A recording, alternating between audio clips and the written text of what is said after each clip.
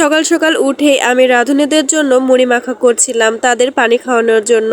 তো আসসালামু আলাইকুম ভিউয়ার, সবাই কেমন আছেন? তো আজকে আমি ভোর 5টার সময় ঘুম থেকে উঠেছি, যা একদমই অবিশ্বাস্য। তো উঠেই দেখছি আলু সিদ্ধ দিয়ে দেওয়া হয়েছে, আলু সিদ্ধ হচ্ছে। এদিকে 4টা পাত্রে আলু সিদ্ধ দেওয়া হয়েছিল, আর অন্যদিকে আমার জামাই পদ্মাগুলো ঠিক করছিল। একাই যে করছিল এমনটা না, সাথে ছোট ভাইগুলোও ছিল। সবাই মিলে এই কাজগুলো করছিল, কারণ এই আজকের দিনে একা একা কাজ করা সম্ভব না।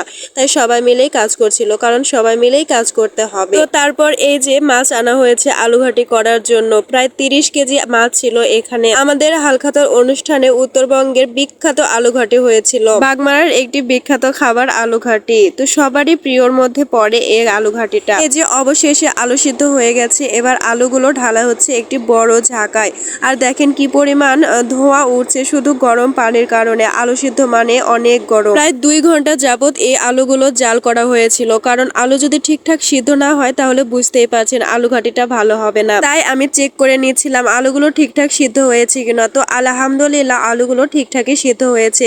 তো এবার আলু ছিলানোর কাজগুলো শুরু হয়ে গেছে। শুধু আমি না, এখানে অনেক সদস্য ছিল আলু ছিলানোর। ওইদিকে মহিলা মানুষগুলো আলু ছিলাচ্ছিল, আর এখানে পুরুষ মানুষ অর্থাৎ আমার হাজবেন্ড, এরা সবাই মিলে আলুগুলো পিষছিল। মানে এতগুলো আলু তো হাত দিয়ে পালিশ করা সম্ভব না, যার কারণে সবাই মিলে টুল আর এগুলো কি আমি জানি না, ওইগুলো নিয়ে বসেছিল আলুগুলো পিষার জন্য আর কি। তো অবশেষে রান্না শুরু করে দেওয়া হয়েছিল, তাই আমি দেখতে এসেছিলাম তারা কিভাবে রান্না করছে, আর আমি একটু শেখার চেষ্টা করছিলাম। তো প্রথমেই দেখছি জিরা ভেজে নিচ্ছে, জিরাতে আবার অনেকগুলো তেলও দিয়ে দিবে, জানি না কেন, এটা কেমনে রান্না করে।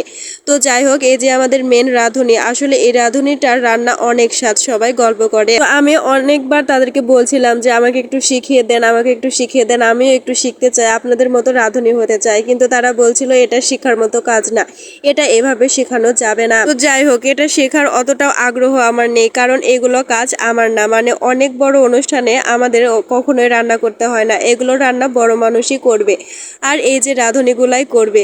তো দেখেন আমাদের মানে দুপুরের খাবারটাই হয়নি এখনো, তারপরে অনেক মানুষ আমাদের বাড়িতে। এই যে বিখ্যাত আলু ঘাটি তুলে দেওয়া হয়েছে, মানে মাত্র আলুগুলো এখানে ঢেলে দেওয়া হচ্ছে, আলু ঘাটি হচ্ছে। হোক, আমি অনেক অপেক্ষায় আছি কখন আলু ঘাটি হবে আর কখন আমি আলু ঘাটি খাইতে পারবো। যদিও আমি অত বেশি খাইতে পারি না আলু ঘাটি, আমার অতটাও পছন্দ না। সবাই পছন্দ করে কিন্তু আমার অতটাও ভালো লাগে না।